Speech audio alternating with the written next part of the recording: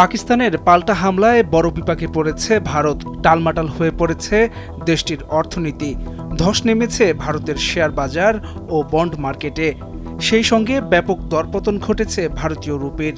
বিশ্লেষকরা বলছেন, দুই চিরবৈরী প্রতিবেশী দেশের সীমান্তে উত্তেজনা বিদ্যমান থাকলে আরও নাজুক হয়ে পড়বে ইন্ডিয়ান ব্যবসা বাণিজ্য। ৬ মে মধ্যরাতে পাকিস্তানে আকস্মিক ভয়াবহ ক্ষেপণাস্ত্র হামলা চালায় ভারত। তাতে প্রায় ৯০ পাকিস্তানি হতাহত হন। পাল্টা ভারতে আগ্রাসন শুরু করে পাকিস্তান। এতে অন্তত ৫০ ভারতীয় হতাহতের শিকার হন। ইতোমধ্যে ভারতীয় বাহিনী ও যুদ্ধযানের বিরুদ্ধে তীব্র প্রতিরোধ গড়ে তুলেছে পাকিস্তান। পাক সরকার বলছে, এরই মধ্যে একাধিক ভারতীয় ড্রোন ও যুদ্ধবিমান ভূপাতিত করেছে তারা। তাদের আক্রমণে কুপোকাত হয়ে পড়েছে ভারত। পাকিস্তানি বাহিনীর হামলা প্রতিরোধে হিমশিম খাচ্ছে ভারতীয়রা, যার তীব্র নেতিবাচক প্রভাব পড়েছে ভারতের অর্থনীতিতে। ব্যবসাভিত্তিক প্রভাবশালী সংবাদ মাধ্যম ব্লুমবার্গের প্রতিবেদনে জানা গেছে, ৮ মে ভারতীয় রুপির দাম কমেছে ১.১%। প্রতি মার্কিন ডলার বিক্রি হয়েছে ৮৫.৭৯১৩ রুপিতে। গত ৩ বছরেরও বেশি সময়ের মধ্যে যা সর্বনিম্ন। অর্থনীতিবিদরা জানাচ্ছেন, ২০২২ সালের ফেব্রুয়ারির পর রুপির দর এত কম দেখেননি ভারতীয়রা।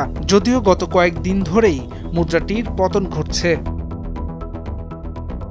পাকিস্তানের প্রত্যাঘাতে দুর্বল হয়ে পড়েছে ভারতের বন্ড মার্কেট। একই দিন নিম্নগামী হয়েছে ভারতীয় বেঞ্চমার্ক ১০ বছর মেয়াদী ইল্ড। অবশ্য কয়েকদিন ধরেই এ ধারা রয়েছে অব্যাহত।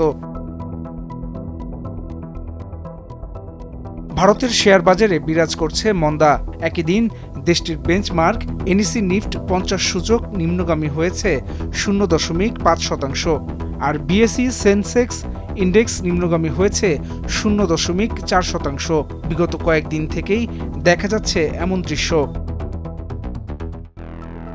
ট্রাস্ট মিউচুয়াল ফান্ডের প্রধান নির্বাহী কর্মকর্তা সন্দীপ বাগলা বলেন, সীমান্তে উত্তেজনা বৃদ্ধির কারণে বাজারে নেতিবাচক প্রভাব পড়বে বলে আমরা আশা করেছিলাম। ঠিক তেমনটাই হয়েছে।